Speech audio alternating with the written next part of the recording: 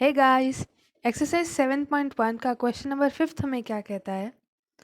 Line L is the bisector of an angle A, and B is any point on L. BP and BQ are perpendiculars from B to the arms of angle A. See figure 7.20 जो कि यहाँ पर हमारे पास है. Also we need to show that first triangle ABP is congruent to triangle AQP, and second BP is equal to BQ, or B is equidistant from the arms of angle A. We can observe the given figure on this slide. यहाँ पर हमें एक line L दे रखी है और एक angle है A. ये दोनों इस तरीके से कनेक्टेड है कि लाइन L एंगल A को बाइसेक्ट करती है, यानी दो इक्वल पार्ट्स में डिवाइड करती है, जिससे कि एंगल 1 जो कि है angle QAL is equal to angle 2 जो कि है एंगल PAL. ऑल्सो B एक पॉइंट है लाइन L पे जो A एंगल के जो आर्म्स है, यानी ये जो PAQ और AP जो A एंगल के आर्म्स है जिसकी वजह से A एंगल फॉर्म हो रहा है, उन दोनों आर्म्स पे B से एक परपेंडिकुलर जा रही है, namely BQ and BP, forming angle BQA equals to angle BPA equals to 90 degree, क्योंकि परपेंडिकुलर हमें पता है हमेशा 90 डिग्री एंगल फॉर्म करती है. अब हमें कहा जा रहा है कि शो करिए that triangle ABQ is congruent to triangle ABP, और ये भी कहा जा रहा है कि ये भी बताइए कि BQ is equal to BP. Prove करना है ये. तो ये कैसे प्रूव करेंगे? सबसे पहले इस चीज़ के लिए हमने चारों ही एंगल्स को नंबर दे दिए 1, 2, 3 एंड 4, ताकि सॉल्यूशन लिखने में हमें कन्वीनियंस हो जाए. और सॉल्यूशन कुछ इस तरीके से हम लिखेंगे. सबसे पहले हम लिखेंगे given angle PAB is equal to angle QAB.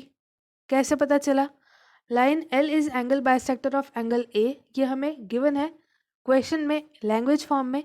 इसको हमने इंटरप्रेट किया है इस इक्वेशन में observing the given diagram which is this one. तो हमारे पास फर्स्ट चीज़ जो गिवन है वो है angle PAB equal to angle QAB, और सेकेंड चीज़ गिवन है angle BQA is equal to angle BPA is equal to 90 degree. ये कैसे पता चला? क्योंकि हमें बता रखा है कि BQ और BP परपेंडिकुलर्स है. परपेंडिकुलर है तो 90 डिग्री एंगल ही फॉर्म करेंगे, और 90 डिग्री एंगल अगर दोनों ही है तो 90 degree angle is equal to another 90 degree angle. ये भी चीज़ हमने लैंग्वेज से इक्वेशन में इंटरप्रेट करी है.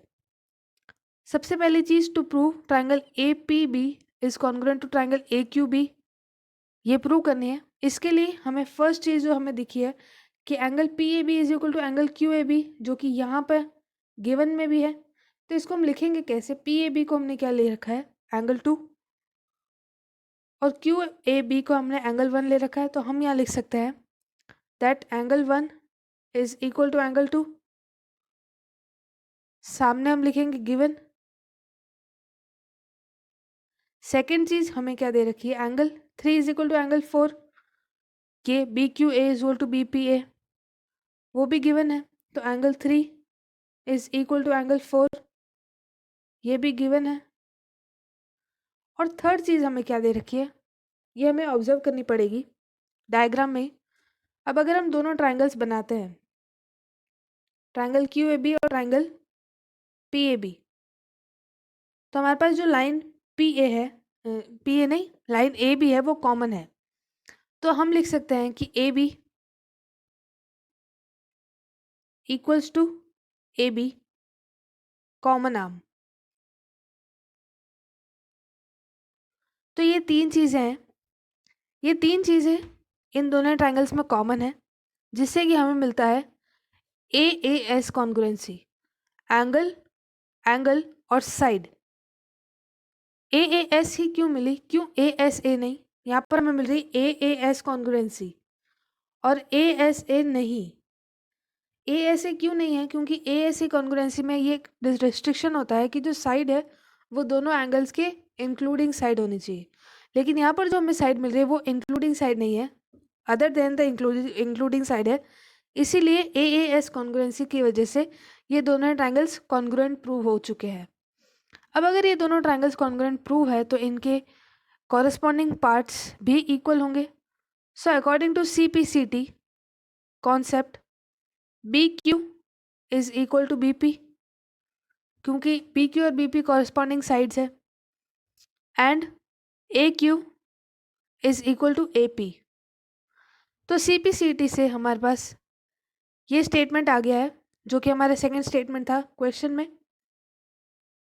तो इसी फॉर्म में क्वेश्चन 5th को हमने सॉल्व कर लिया है। Good bye.